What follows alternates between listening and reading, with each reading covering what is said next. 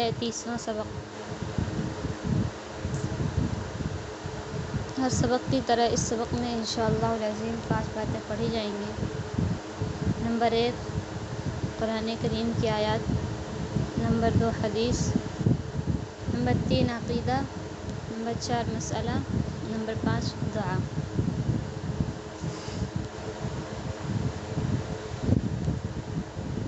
Number 1 حضرت عیسیٰ علیہ السلام کا زندہ آسمان کی طرف اٹھایا جانا۔ اعوذ باللہ من الشیطان الرجیم، بسم اللہ الرحمن الرحیم۔ وقولہم انا قتلنا المسیح عیسی ابن مریم رسول اللہ وما قتلوه وما صلبوه ولكن شبه لهم وإن الذين اختلفوا فيه لفي شك منه ما لهم به من علم إلا اتباع الظن وما قتلوه يقينا بل رفعه الله إليه وكان الله عزيزا حكيما۔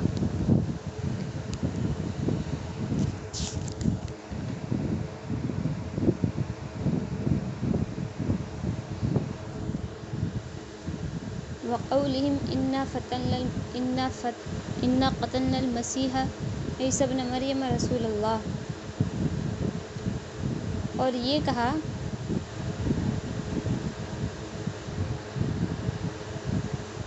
کہ یہود اس لیے ملعون ہوئے کہ انہوں نے کہا تھا کہ ہم نے اللہ کے رسول مسیح عیسیٰ ابن مریم کو قتل کر دیا تھا، حالانکہ نہ انہوں نے عیسیٰ کو قتل کیا تھا اور نہ ہی انہیں صلیب پر لٹکایا تھا۔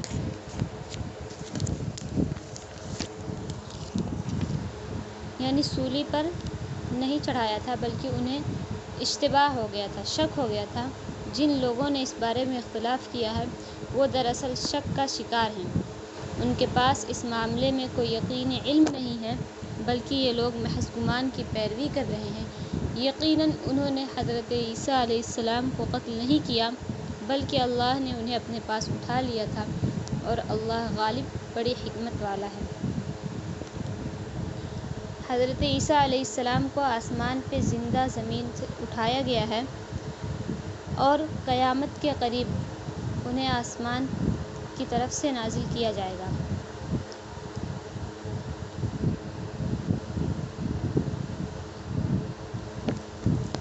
اور یہود کہتے ہیں کہ ہم نے اللہ کے رسول عیسیٰ ابن مریم کو قتل کر دیا تھا، یعنی بظاہر تو وہ یقینی طور پر یہی سمجھتے ہیں کہ حضرت عیسیٰ علیہ السلام کو سولی دے دی گئی تھی، لیکن چونکہ ان کے پاس اس کی کوئی یقینی دلیل نہیں ہے، اس لیے ایسا ہے جیسے وہ در حقیقت شک میں ہیں۔ وہ شک کا شکار ہیں، ان کے پاس کوئی یقینی دلیل نہیں ہے۔ یہودی تو حضرت عیسیٰ علیہ السلام کو پیغمبر ہی نہیں مانتے، اور عیسائی خدا کا بیٹا ماننے کے باوجود یہ عقیدہ رکھتے ہیں کہ ان کو سولی پر چڑھا کر قتل کر دیا گیا تھا۔ اللہ تعالیٰ فرماتے ہیں کہ یہ سارے اہل کتاب، چاہے یہودی ہوں یا عیسائی، اپنے مرنے سے ذرا پہلے جب عالم برزخ کے مناظر دیکھیں گے تو اس وقت حضرت عیسیٰ علیہ السلام کے بارے میں ان کے تمام غلط خیالات خود بخود ختم ہو جائیں گے، اور وہ ان کی اصل حقیقت پر ایمان لے آئیں گے۔ فائدہ یہ بات مسلم ہے کہ یہود حضرت عیسیٰ علیہ السلام کے جانی دشمن تھے، اور انہوں نے آپ کو قتل کرنے کی سازش کی، لیکن اللہ تعالیٰ نے ان کی سازش کو ناکام بنا دیا۔ یہودی حضرت عیسیٰ علیہ السلام کو قتل کر سکے نہ صلیب پر لٹکا سکے، یعنی نہ ہی انہوں نے حضرت عیسیٰ علیہ السلام کو قتل کیا اور نہ ہی سولی پر لٹکایا، بلکہ جب یہ کہنا صحیح نہیں ہے کہ صلیب پر لٹکایا گیا ہو لیکن قتل نہ کر پائے ہوں، کیونکہ اس دور میں صلیب پر ہی لٹکا کر قتل کیا جاتا تھا، یعنی سولی پر۔ جب قرآن نے قتل کی نفی کی تو معلوم ہوا کہ صلیب پر قتل نہیں کیا گیا، یعنی قرآن نے کہہ دیا گیا کہ انہیں قتل نہیں کیا گیا بلکہ وہ آسمان پہ زندہ اٹھائے گئے، تو اس سے معلوم ہوا کہ انہیں صلیب پر قتل نہیں کیا گیا ہے۔ اور جب صلیب کی نفی مانے منع کیا تو معلوم ہوا کہ صلیب پر لٹکائے بھی نہیں گئے۔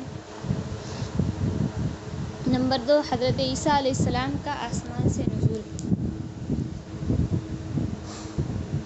عن ابی ہریرہ رضی اللہ عنہ قال قال رسول اللہ صلی اللہ علیہ وسلم کیف انتم اذا نزل ابن مریم من السماء فیکم و امامکم منکم۔ حضرت ابو ہریرہ رضی اللہ عنہ سے مروی ہے کہ فرماتے ہیں رسول اللہ صلی اللہ علیہ وسلم نے فرمایا تمہاری خوشی کا اس وقت کیا عالم ہوگا جب حضرت عیسیٰ ابن مریم علیہ السلام تم میں آسمان سے نازل ہوں گے اور تمہارا امام تم میں سے ہوگا، یعنی امام مہدی کی اقتدا کریں گے۔ اس حدیث میں لفظ من السماء کی صراحت ہے، یعنی حضرت عیسیٰ علیہ السلام آسمان سے نازل ہوں گے، اور اس سے یہ بات بھی ثابت ہو گئی کہ حضرت عیسیٰ علیہ السلام آسمان پہ زندہ اٹھائے گئے ہیں، نہ ہی ان کو قتل کیا گیا ہے اور نہ ہی انہیں موت آئی ہے۔ نمبر 3، قیامت کی تیسری علامت نزول عیسیٰ علیہ السلام۔ قیامت کی علامت کبریٰ یعنی قیامت کی بڑی نشانیوں میں سے تیسری علامات قیامت کے قریب حضرت عیسیٰ علیہ السلام کا آسمان سے نازل ہونا اور دجال کو قتل کرنا۔ یہ عقیدہ حق اور سچ ہے اور قرآن کریم، احادیث متواترہ اور اجماع امت سے ثابت ہے۔ اس کی تصدیق کرنا اور اس پر ایمان لانا فرض ہے۔ کان دجال کا خروج ہو چکا ہوگا اور امام مہدی دمشق کی جامع مسجد میں نماز فجر کی ادائیگی کے لیے تیاری میں ہوں گے۔ یکایک عیسیٰ علیہ السلام آسمان سے یعنی اچانک عیسیٰ علیہ السلام آسمان سے دمشق کی جامع مسجد کے شرقی منارے پر یعنی مشرقی منارے پر 2 فرشتوں کے بازوؤں پر ہاتھ رکھے ہوئے نزول فرمائیں گے اور نماز سے فراغت کے بعد امام مہدی کی معیت میں دجال پر چڑھائی کریں گے، یعنی دجال سے قتال کریں گے۔ حضرت عیسیٰ علیہ السلام کے سانس میں یہ تاثیر ہوگی کہ کافر اس کی تاب نہ لا سکے گا، اس کے پہنچتے ہی مر جائے گا، اور دجال حضرت عیسیٰ علیہ السلام کو دیکھتے ہی ایسے پگھلنے لگے گا جیسے نمک پانی میں پگھل جاتا ہے۔ حضرت عیسیٰ علیہ السلام دجال کا تعاقب کریں گے یعنی پیچھا کریں گے اور باب لد پر جا کر اس کو اپنے نیزے سے قتل کریں گے اور اس کا خون مسلمانوں کو دکھائیں گے۔ اس کے بعد لشکر اسلام دجال کے لشکر کا مقابلہ کرے گا اور یہودیوں کو خوب قتل کرے گا، اور اس طرح زمین دجال اور یہود کے ناپاک وجود سے پاک ہو جائے گی، جن کا دعویٰ یہ تھا کہ ہم نے اللہ کے رسول حضرت عیسیٰ ابن مریم علیہ السلام کو قتل کر دیا تھا۔ اب وہ اپنی آنکھوں سے دیکھ لیں گے کہ حضرت عیسیٰ اب تک آسمان پر زندہ تھے اور اب آسمان سے ہمارے قتل کے لیے زمین پہ اترے ہیں۔ یعنی جو یہودی یہ دعویٰ کرتے تھے کہ ہم نے انہیں قتل کر دیا ہے، وہ اپنی آنکھوں سے دیکھیں گے کہ وہ آسمان پر حضرت عیسیٰ علیہ السلام آسمان پر اب تک زندہ تھے اور وہ اب آسمان سے انہی کے قتل کے لیے اترے ہیں۔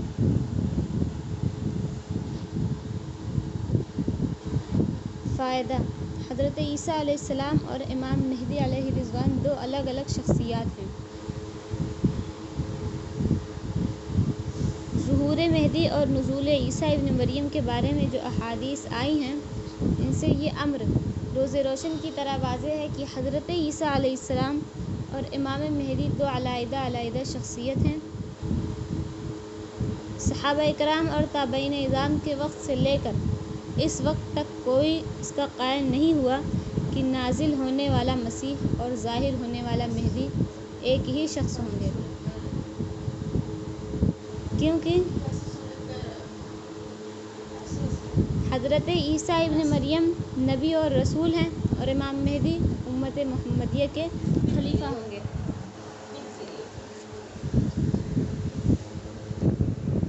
نمبر 2، حضرت مسیح ابن مریم حضرت مریم کے بطن سے بغیر باپ کے نبی اکرم صلی اللہ علیہ وسلم سے تقریباً 600 سال پہلے بنی اسرائیل میں پیدا ہوئے، اور امام مہدی قیامت کے قریب مدینہ منورہ میں پیدا ہوں گے۔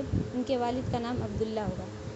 یعنی حضرت عیسیٰ ابن مریم یہ الگ شخصیت ہیں اور امام مہدی یہ الگ شخصیت ہیں۔ نمبر 3، حضرت عیسیٰ ابن مریم علیہ السلام بنی اسرائیل میں سے ہیں اور امام مہدی حضرت فاطمۃ الزہرا رضی اللہ عنہا کی اولاد سے ہوں گے۔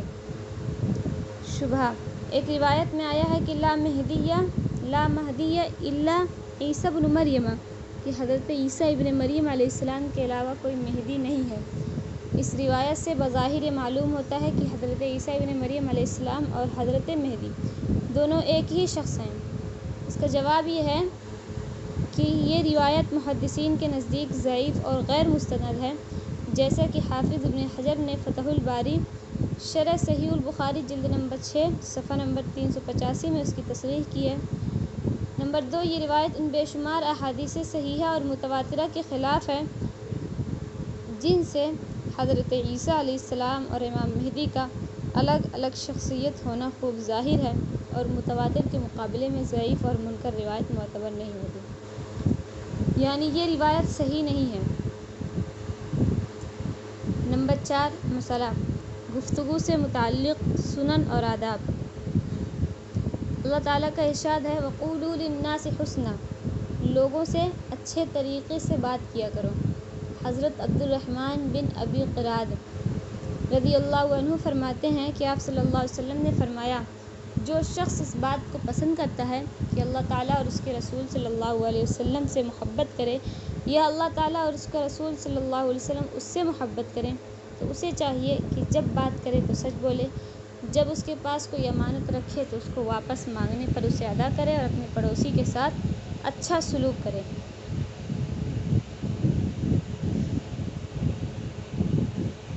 حضرت عبداللہ بن عمر رضی اللہ عنہما فرماتے ہیں کہ نبی کریم صلی اللہ علیہ وسلم سے پوچھا گیا، سب سے بہتر شخص کون سا ہے؟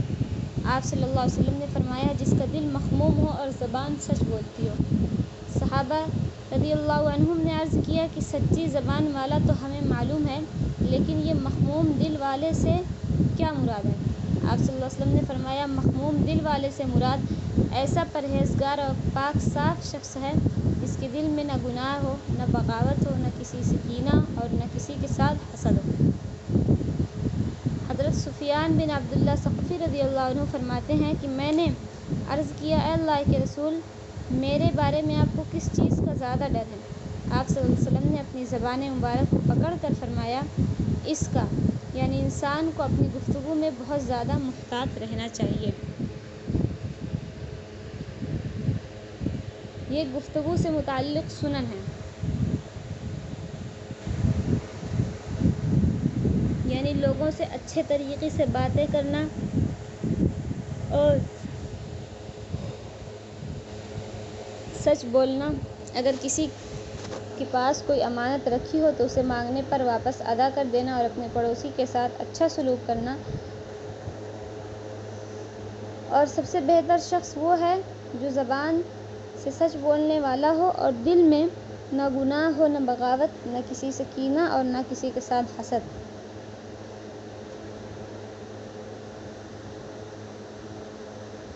آداب، یعنی گفتگو بات چیت کرنے کے آداب۔ نمبر 1، گفتگو کرنے سے پہلے خوب سوچ لیا جائے کہ میرا بات کرنا فائدہ مند ہے یا نہیں۔ اگر بات چیت کرنے میں فائدہ ہو تو بات کرنی چاہیے، ورنہ بے فائدہ گفتگو سے احتراز کرنا چاہیے، یعنی پرہیز کرنا چاہیے۔ نمبر 2، جتنی ضرورت ہو اتنی گفتگو کی جائے، ضرورت سے زیادہ گفتگو نہ کی جائے۔ نمبر 3، اگر محفل میں خود سے بڑے افراد موجود ہوں، چاہے منصب میں بڑے ہوں یا عمر میں یا علم میں، تو گفتگو کا آغاز ان سے ہونا چاہیے، بلا ضرورت خود گفتگو کا آغاز کرنے سے بچنا چاہیے۔ نمبر 4، گفتگو کے وقت جلد بازی سے کام نہیں لینا چاہیے، بلکہ ٹھہر کر واضح اور صاف انداز میں بات کرنی چاہیے۔ نمبر 5، اگر کوئی بات کر رہا ہو تو اس کی بات کو توجہ سے سننا چاہیے۔ نمبر 6، موقع کی مناسبت سے ہاتھوں کے اشارات اور چہرے کے تاثرات کا استعمال بھی کیا جا سکتا ہے، لیکن بکثرت ایسا نہ کیا جائے۔ نمبر 7، اگر کوئی مضمون مشکل ہو تو گفتگو کے دوران اسے 3 مرتبہ دہرا لینا چاہیے۔ ہاں، اگر سامعین بار بار دہرانے سے تنگ دل ہوتے ہوں تو ایک مرتبہ بیان کرنے پر اکتفا کرنا چاہیے۔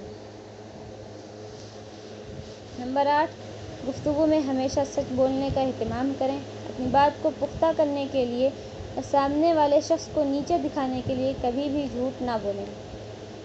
نمبر 9، ایسی گفتگو سے احتراز کریں جس میں گناہ کے عناصر پائے جائیں، مثلاً بلا ضرورت قسم کھانا، جھوٹی قسمیں اٹھانا، ناجائز سفارش کرنا، بہتان تراشی سے کام لینا، غیبت کرنا، چغلی کھانا، کسی پر طنز کرنا، کسی پر تہمت اور بہتان لگانا، کسی کو برے القابات سے پکارنا، گفتگو میں اپنی بڑائی اور دوسروں کی تحقیر کرنا، گالم گلوچ دینا۔ ان تمام گناہوں سے اپنی گفتگو کو پاک رکھیں۔ نمبر 10، گفتگو کے دوران انصاف کی بات کریں، چاہے وہ اپنے یا اپنے قریبی رشتہ داروں کے خلاف ہی کیوں نہ ہو۔ نمبر 11، ہمیشہ حق کا ساتھ دیتے ہوئے گفتگو کریں، کبھی بھی ناحق گفتگو نہ کریں اور نہ ہی ناحق بات کی تائید کریں۔ نمبر 12، اگر کسی نامحرم مرد سے گفتگو کرنی پڑ جائے تو اپنا لہجہ ذرا سخت رکھیں۔ نمبر 13، گفتگو کے وقت متکبرانہ لب و لہجہ اختیار نہ کریں، یعنی گھمنڈ والا۔ نمبر 14، جو بات کریں صاف کریں، ادھوری اور نامکمل گفتگو سے سخت اجتناب کریں کیونکہ اس سے بات بالکل سمجھ نہیں آتی اور مخاطب تشویش میں مبتلا ہو جاتا ہے، یعنی شک میں۔ نمبر 15، اگر کسی بڑے شخص مثلاً ماں باپ، معلمہ عمر رسیدہ سے گفتگو کر رہے ہوں تو ان کے مقام و مرتبے کا لحاظ کرتے ہوئے ادب و احترام سے بات کرنی چاہیے، بلکہ آواز سے ان کے سامنے گفتگو کرنے سے احتراز کیا جائے۔ اگر گفتگو اپنے سے چھوٹے افراد سے ہو رہی ہو تو اس دوران شفقت کے پہلو کو ملحوظ رکھا جائے۔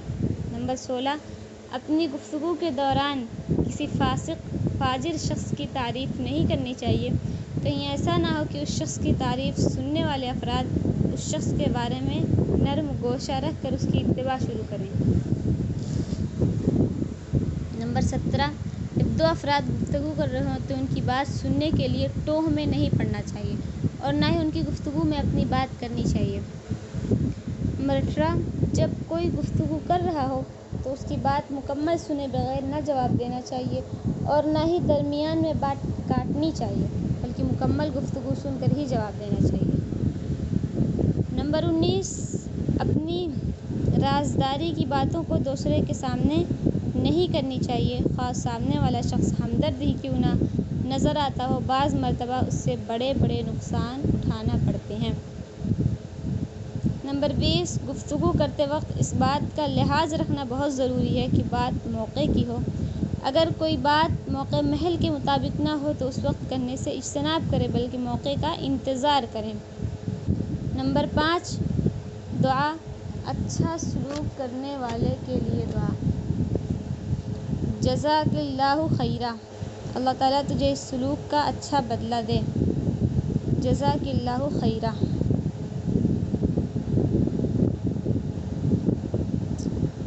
آج کا سبق مکمل ہوا، 33 سبق مکمل ہو چکا ہے۔ اگر کسی کو کوئی اعتراض ہو تو پوچھ لیں۔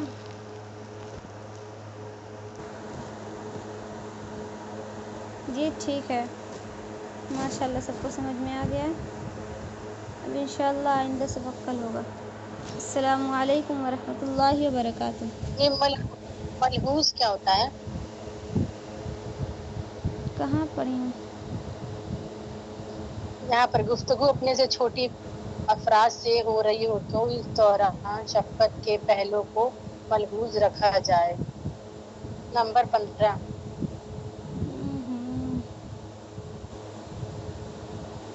اگر کسی بڑے شخص مثلاً ماں باپ، معلمہ عمر رسیدہ سے گفتگو کر رہے ہوں تو ان کے مقام و مرتبے کا لحاظ کرتے ہوئے ادب و احترام سے بات کرنی چاہیے، بلند آواز سے ان کے سامنے گفتگو کرنے سے احتراز کیا جائے۔ اگر گفتگو اپنے سے چھوٹے افراد سے ہو رہی ہو تو اس دوران شفقت کے پہلو کو ملحوظ رکھا جائے، یعنی شفقت کا لحاظ کیا جائے، ان کے سامنے نرمی کی جائے۔ ملحوظ کا معنی ہوگا لحاظ کیا جائے۔ جی ٹھیک، ٹھیک ہے، جی ٹھیک، شکریہ۔ اور کچھ؟ ٹھیک ہے، السلام علیکم ورحمۃ اللہ وبرکاتہ۔ وعلیکم السلام ورحمۃ اللہ وبرکاتہ۔